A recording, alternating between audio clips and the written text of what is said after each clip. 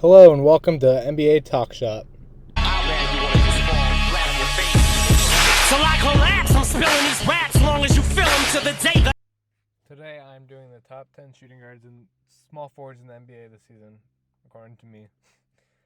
Number 10, I have Detroit Pistons small forward Jerami Grant.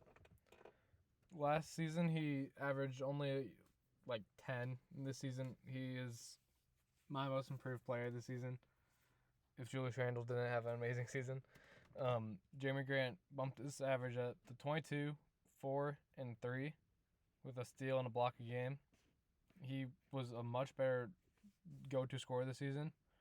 He averaged 12 last year to be exact. His efficiency dropped down a little bit, but that's the volume of shots he had this season.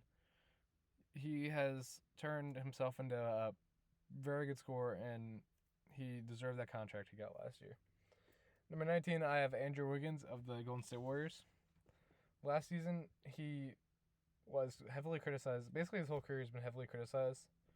This season, he kind of shut people up this season, having a good year both offensively and defensively, averaging 19, 5, and 3, and having stellar defense against the top players in the league this season.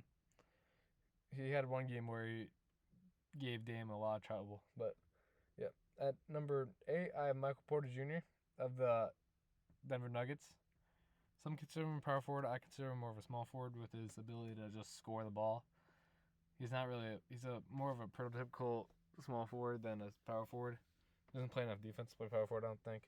But he averaged 19 and 7 on the year and 1 assist. But he's really bumped up his averages to the last games of the year. He was killing it, averaging 25 the last month ever since Jamal Murray got injured. Sorry. Yeah, he deserves a lot more credit. At number 7, I have Gordon Hayward of the Charlotte Hornets, who just lost the playing game yesterday as I was talking. I'm talking about this. He averaged 20 points, 6 rebounds, and 4 assists per game. Really good year bouncing back from his last 2 seasons. Last year he averaged 17, the year before 11. And then the year before that he averaged 2. He played 1 game. That was a brutal injury he had. He really bumped up his scoring this year. I think he should have been an all-star this season, especially with the way he was playing early on. But then he got injured. He had a tough injury-riddled career now, it feels like. Number 6, I have Brandon Ingram. He averaged 24, 5, and 5 on the season for the New Orleans Pelicans. Basically the same exact year as last year, averaging the same points. 0.3 percentage better on the field goals. Dropped in 3-point percentage though. That's kind of sucky. He really didn't have a good of year as last season. He dropped in rebounds. He raised his assists up a little bit. He dropped in defense too. I think he had a decent season, but he was a little too inconsistent for my book, and he got a little injured at the end of the season there. Number 5, I have Chris Middleton of the Milwaukee Bucks. He averaged 20, 6, and 5 this season on very good efficiency because it's fucking Chris Middleton. 40% 3-point, 41% 3-point shooting, 47% field goal shooting. Terrific. Pretty good on the defensive side. And he's really Milwaukee's X factor this season if they want to have a good playoff run and not lose to my Miami Heat again. Yeah, he needs to step up if they want to have a chance at winning the title this season.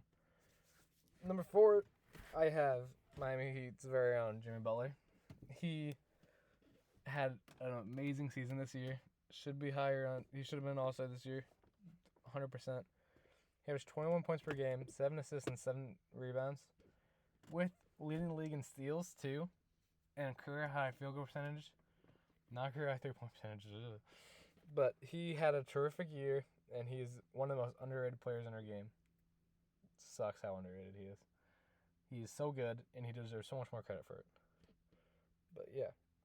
Number 3, not top 3, it's pretty simple. Number 3, I have Kawhi Leonard. Averaged 25 points, 6 rebounds, and 5 assists. I would love to say Jimmy is better than Kawhi, but he just isn't.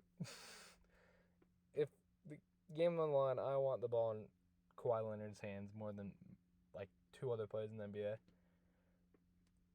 3, 4, yeah. I'd rather have LeBron, Dame, Curry, and Durant above him, but Kawhi Leonard is a bona fide bucket getter and great player. Number 2, I have Kevin Durant. No surprise, 27, 7, and 5 this season. Great bounce back year from his injuries, and they're looking for a championship this year. And number 1, the King. 25, 8, and 8.